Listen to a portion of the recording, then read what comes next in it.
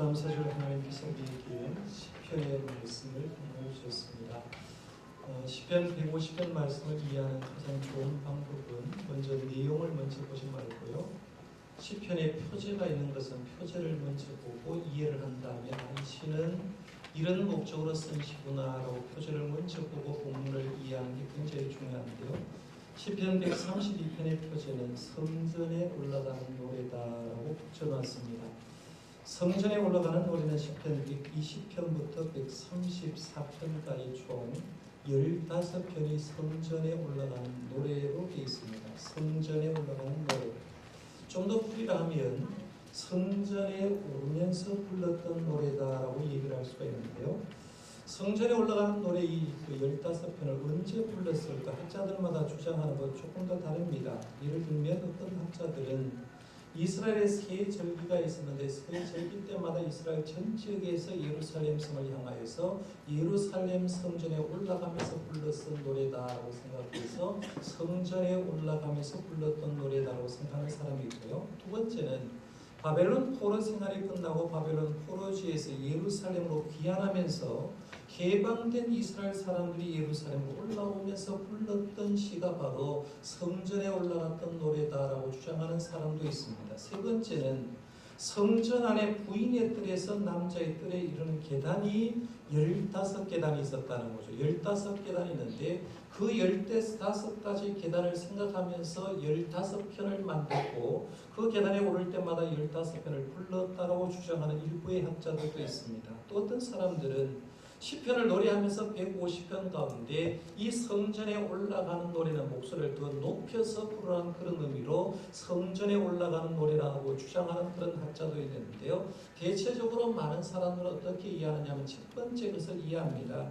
이스라엘 백성이 세 번째 세 가지 절기를 맞았을 때 각 지역에서 예루살렘 성으로 올라가면서 그때 불렀던 노래가 성전에 올라가는 노래다라고 부르는데 중요한 건 뭐냐면 어느 것을 선택하든지 성전에 올라가는 노래는 대부분 시온과 성전을 향한 뜨거운 사랑과 예루살렘의 평화와 번영을 기원하고 있다라는 시라는 거죠. 올해 이 말씀 보면서 첫 번째 적용할 수 있는 게 이런 겁니다. 주일마다 집에서 출발해서 교회로 오지 않습니까? 차를 타고 오시는 멀리서 오시는 분도 있고 가까이서 톡으로 오는 분도 있을 겁니다. 그러면 내가 주님 앞에 예배하기 위해서 차를 타고 먼 거리에서 오거나 가까운데 톡으로 올 때 내가 어떤 마음으로 와야 되느냐고 했을 때 시편 기자가 성전에 올라갔던 노래를 불렀던 것처럼 교회를 사랑하는 마음으로 나오라는 거죠. 교회의 머리 대신 예수님을 사랑하는 마음으로 나오고 어떻게든지 우리가 섬기고 있는 교회가 평화스러워야 된다고 생각하고 이런 마음으로 하나님의 전에 나오는 게 중요하다는 거죠. 그리고 하나님의 전에 나와서도 그렇습니다. 우리가 1층에서 2층까지 계단을 타고 올라오는데 계단을 한 발자국 한 발자국 올라올 때 또 어르신들은 엘리베이터를 타고 승강기를 타고 올라올 때 어떤 마음으로 올라오는 것이 필요하냐면 이스라엘 백성이 성전에 올라가면서 불렀던 이 심정으로 하나님께 나와서 예배한다고 하면 그 예배야말로 참 영과 진리의 예배가 되겠다고 생각할 수가 있다는 거죠. 하나님의 전에 나올 때마다 이 전의 주인이신 하나님께 영광을 돌리고 이 전의 평화를 위해서 기원하는 마음으로 하나님의 전에 늘 나올 수 있는 저와 여러분들 되시기를 바랍니다. 이게 성전에 올라가는 노래의 첫 번째 의미인 거예요. 그런 생각하에서 이제 오늘 본문으로 한번 들어가 보려고 하는데요. 13절, 14절 말씀 함께 읽어보겠습니다. 시작. 여호와께서 시온을 택하시고 거기에 거처를 삼고자 하여 이르시기를 이는 내가 영원히 쉴 곳이라 내가 여기 거주할 것은 이를 원하셨음이로다. 아멘. 이 말씀에서 생각할 것은 예루살렘 성전에 있는 예루살렘을 누가 선택했는가 하는 겁니다. 원래 예루살렘 성은 이스라엘 백성과는 무관한 곳이었죠. 이스라엘 백성은 바벨론에서 430년 포로 생활했잖아요. 그때 예루살렘은 누가 통치하고 있었느냐 하면 가나안 족속 중에 하나였던 여부수족이 통치하고 있었고 여부수족의 성소가 예루살렘에 있었습니다. 그런데 다윗이 왕이 될 때 다윗이 예루살렘을 점령하고 그 점령한 그 성을 다윗성이라고 이름을 붙였습니다. 그리고 다윗은 통합왕국의 왕으로서 예루살렘에서 이제 기름 부음을 받는데 그런 다음에 예루살렘을 더 아름답게 하기 위해서 성전 기능을 성소 기능을 만드는 거죠. 거죠. 그러니까 하나님의 임재에 상징했던 법궤를 예루살렘으로 모시고 오려고 하는데, 당시 실로에 있던 성소에 있는 법궤가 우리 알듯이 블레셋에 있어서 강탈을 당하게 됩니다. 그리고 블레셋 지역에 전적 근무하다가 이 성전이, 이 법궤가 발레 유다라는 곳에 있었는데, 거기에 있던 발레 유다에 있던 그 법궤를 예루살렘으로 모시고 오게 되는 거죠. 예루살렘 모시고 오게 되는데, 오는 도중에 이제 가드라는 곳 오벳 에돔의 집에 석 달 동안 있었는데,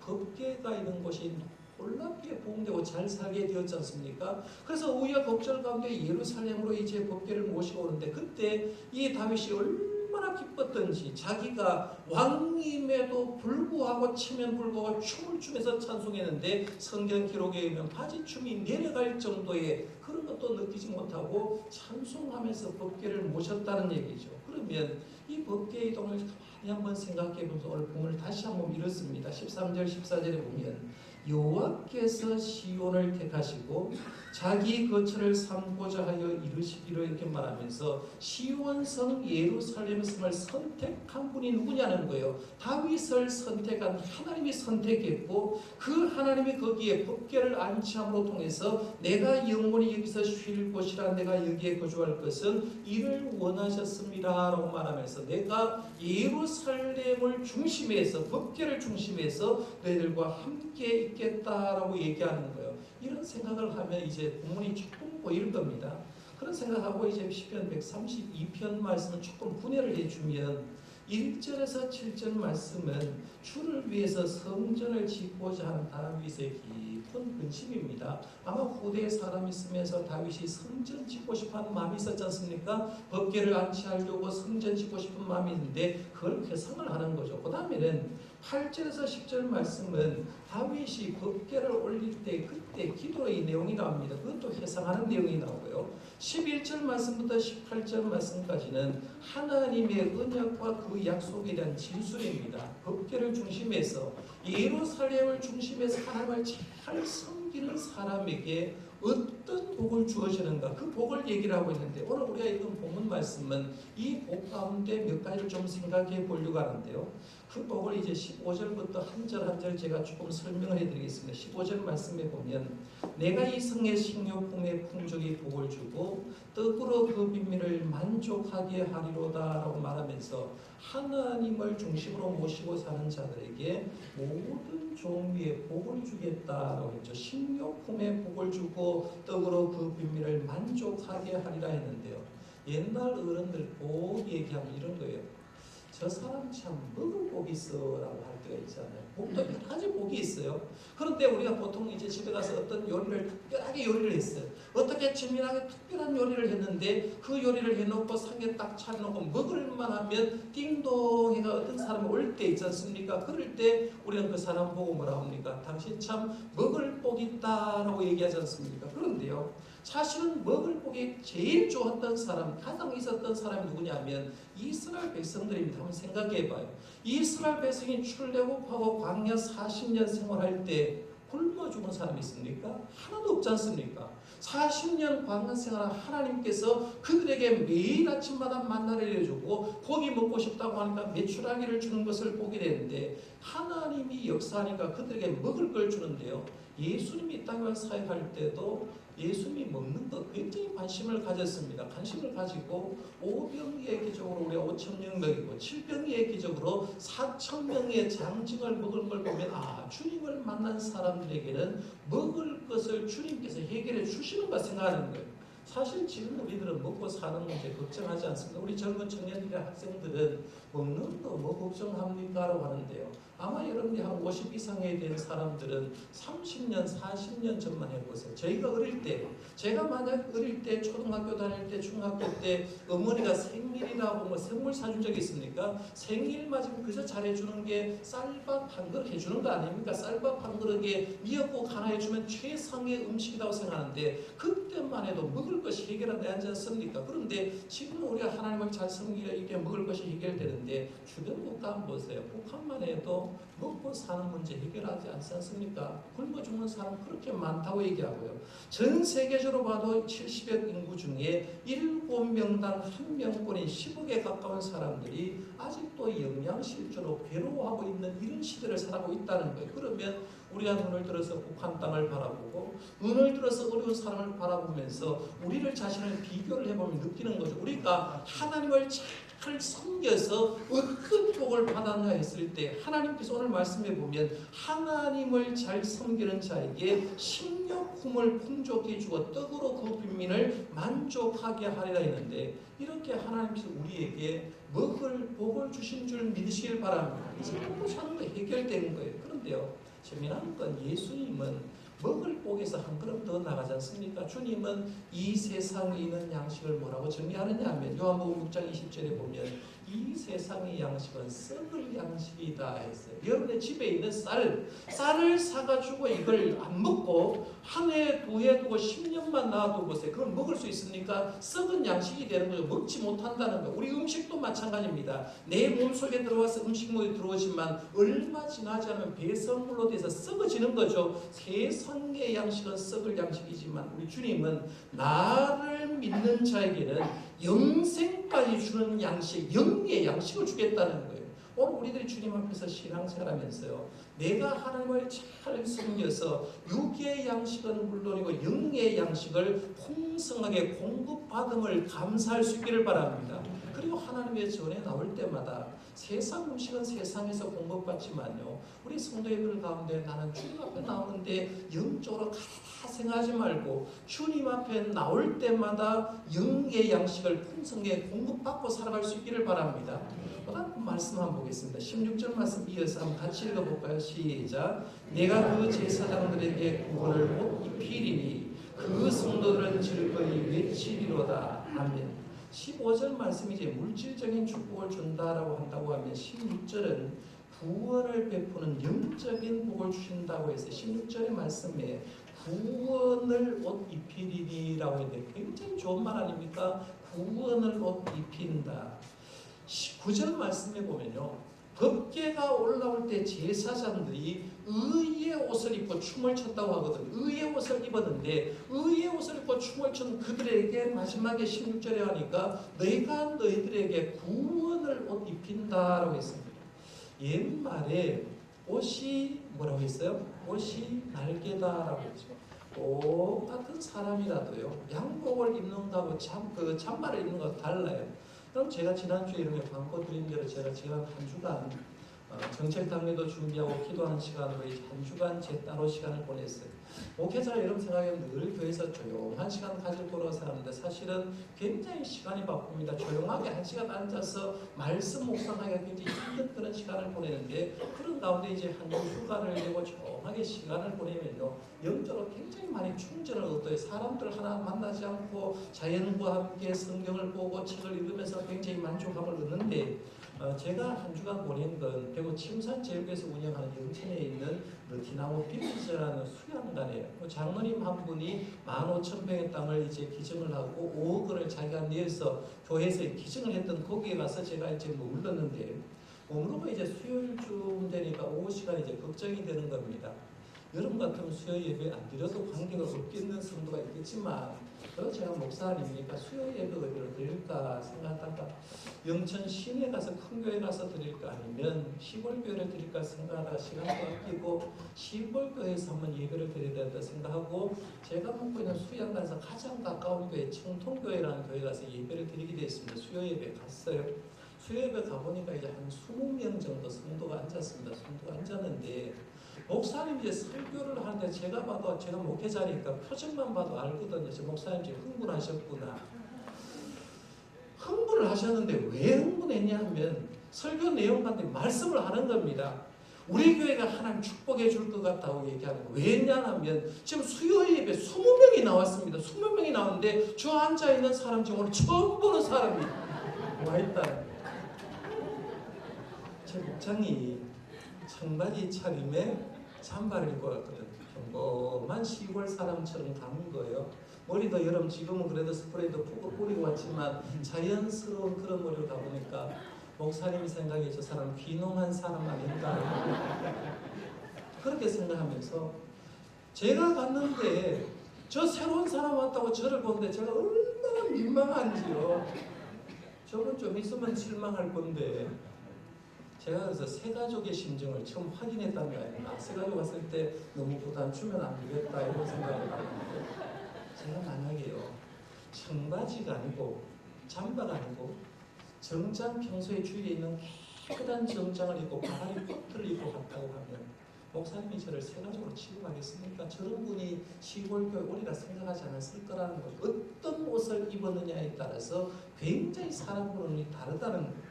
오늘 본문 말씀에 보면 그 얘기를 하는 겁니다. 우리가 오늘 본문 말씀에 있는 대로 사람이 어떤 옷을 입고 굉장히 중요한데 오늘 말씀에 있는 대로 성전 중심으로 사는 사람들에게 하나님은 구원을 옷 입혀준다. 구원을 옷 입혀준다. 근데 이 구원을 옷 입혀준다는 거 이렇게 생각할 수 있죠. 구원의 옷. 그러면 구원의 옷을 입었는데 구원의 옷은 누가 짰느냐는 거예요. 나 혼자 그런 사람이 있었겠죠. 하나님이 짜셨겠죠. 구원의 옷을 누가 염색했겠습니까? 하나님께서 염색했겠죠. 구원의 옷은 누가 입혀줬냐? 하나님이 입혀줬다는 거예요. 그럼 생각해 보는 겁니다. 오늘 우리가 구원의 옷 입었습니다. 예수님에 대해서 구원의 옷을 입었는데 그 구원의 옷을 누가 만들었냐 했을 때 예수님이 십자가 형틀 그걸 배틀 삼아서 구원의 옷을 만든 거죠. 구원의 옷을 누가 염색했습니까? 예수님이 십자가에 돌아가시고 그 붉은 피로 구원의 옷을 염색해 주겠죠. 나는 아무 자격 없는데 예수님께서 그 구원의 옷을 우리에게 입혀준 줄 믿으시길 바랍니다. 우리가 주님을 믿을 때 그런 거예요. 우리가 추수감사절 제가 맞을 때마다 제일 감사한 건 어떤 조건 때문에 감사가 아니라요. 하나님이 날 구원해 주었기 때문에 감사할 수 있기를 바랍니다. 그것이 제일 큰 감사인 거예요. 그 다음에 17절 말씀 한번 가봅니다. 17절에 보면 내가 거기서 다윗에게 뿔이 나게 할 것이라 내가 내 기름 부음 받은 자를 위해서 등을 준비하였도다 했는데 다윗에게 뿔이 나게 해준다. 그 다음에 내가 기름 부음 받은 자에게 등을 준비했다 했는데요. 여기에서 뿔은 신성한 힘과 건설을 상징합니다. 그럼 사내아이를 낳고 키워보면 재미난 게 뭐냐면 딸애 놓고 키우는 거하고 또 사내아이 놓고 키우는 게 다른데요. 아들 놓고 키우다 보면 아들이 중학교 올라가고 고등학교 좀 올라가면 이 턱 밑에 여기서 수염이 하나씩 올라오잖아요.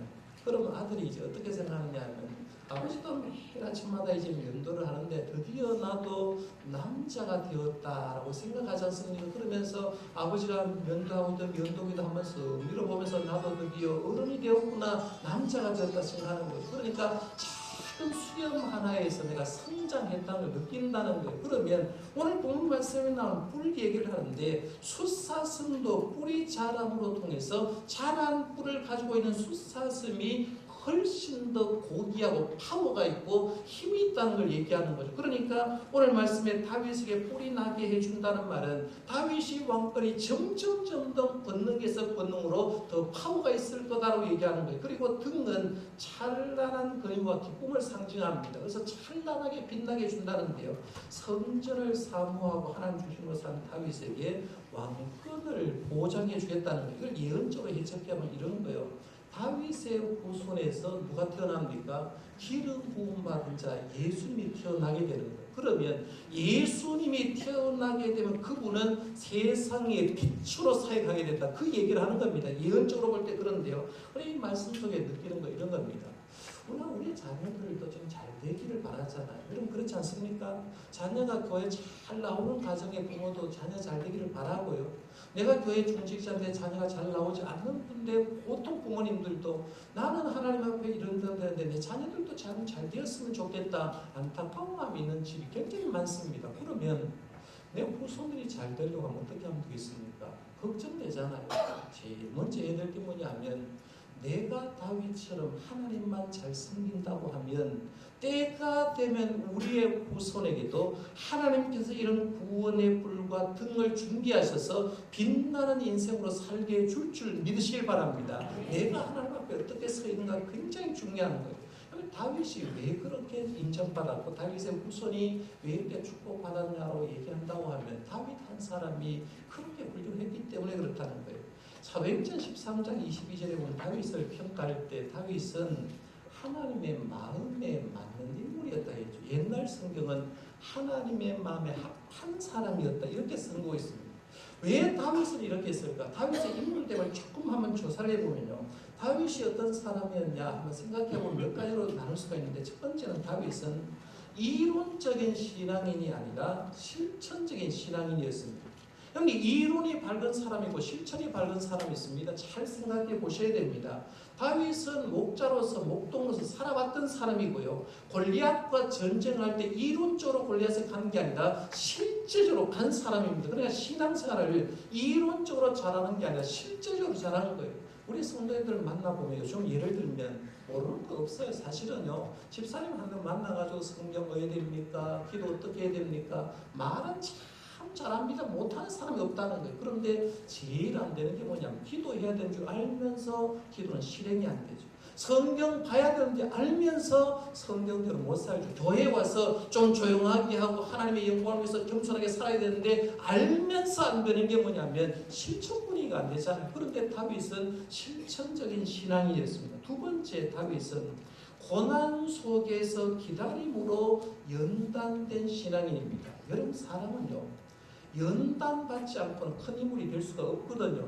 욥기 말씀도 있지만 정금같이 나오려고 하면 고난을 통해서 나온다는 거죠. 그런데 다윗은 엄청난 고난을 통해서 연단된 신앙입니다. 우리 신앙생활하면서요, 내가 지금 힘들다, 신앙적으로 힘들고 가정적으로 힘들고 어떤 고민이 있다, 염려하지 마십시오. 왜냐하면 그 고난을 넘어서 나는 연단된 신앙인으로 변할 줄 믿으시기 바랍니다. 커져가는 거예요. 그 다음에 다윗은 진심으로 하나님을 사랑하여 몸과 마음으로 삶으로 하나님을 찬양한 삶입니다. 다윗은 어려울 때도 하나님을 찬양해요. 힘들 때도 찬양하고 기도했거든요.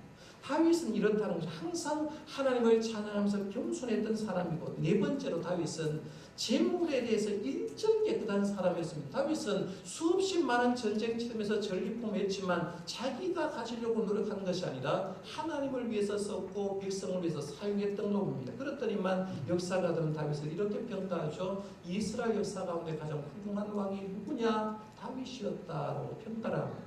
다윗이 이렇게 훌륭한 삶을 살았기 때문에 그의 후손에게 메시아가 탄생되고 메시아가 세상의 빛의 역할을 감당한다는 거죠. 그러면 여기 자녀 문제로 고민하지 마시고요. 그 고민을 누구한테 돌리냐면, 내가 하나님 앞에만 바르게 서면, 지금 현재 내 자녀가 하나님을 설령 안 믿는다 하더라도 내가 하나님 앞에 서 있는 한 내 가정과 내 후손은 주님께서 복리를 줄 믿으시길 바랍니다. 이 생각으로 살아야 되는 거예요. 마지막 18절 말씀 이제 한번 가봅니다. 18절 같이 읽어보겠습니다. 시작. 내가 그의 원수에게는 수치를 못 입히고 그에게는 왕관이 빛나게 하리라 하셨도다.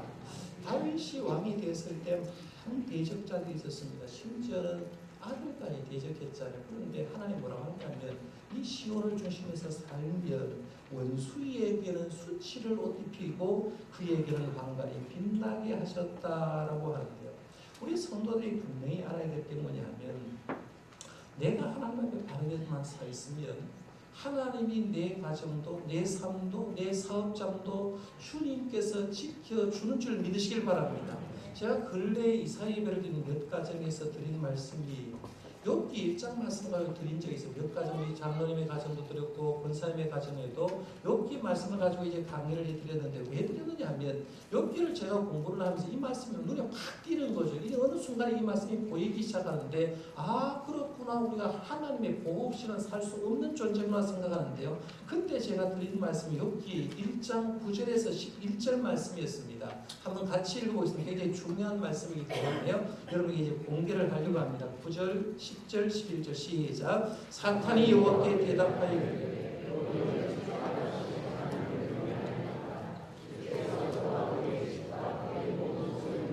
울타리로 두르심 때문이 아니니까. 주께서 그의 손으로 하는 말을 헛되게 하사 그의 소유를 땅에 넘치게 하셨음이니, 이제 주의 손을 펴서 그의 모든 소유물을 치소서. 그리하시면 틀림없이 주를 향하여 욕하지 않겠나이까. 아멘. 사탄이 욥을 손보지 못하는 이유를 하나님 앞에 이렇게 얘기하는 거죠. 욥이 지금 저렇게 하나님 잘 섬기는 이유는 하나님이 욥을 울타리를 쳐줬기 때문에 아닙니까? 하는 거예요. 그래서 오늘 말씀 10절에 보면 주께서 먼저 욥 자신 그와 그 다음에 그의 집과 세 번째 그의 소유물과 네 번째 주께서 그의 손으로 하는 모든 발을 복되게 주었고 다섯 번째 그의 소유물이 땅에 넘치게 해주셨는데 그걸 누가 해줬느냐? 하나님께서 울타리를 욥에게 불러주었기 때문에 그렇다라고 얘기하는 거예요. 여기서 울타리로 두루심이라는 말은 히브리어로 사케타라는 단어인데요. 세 가지 의미가 있습니다. 첫 번째는 보호막을 치다는 거예요. 보호막을 치다. 기적을 행해 주는 거죠.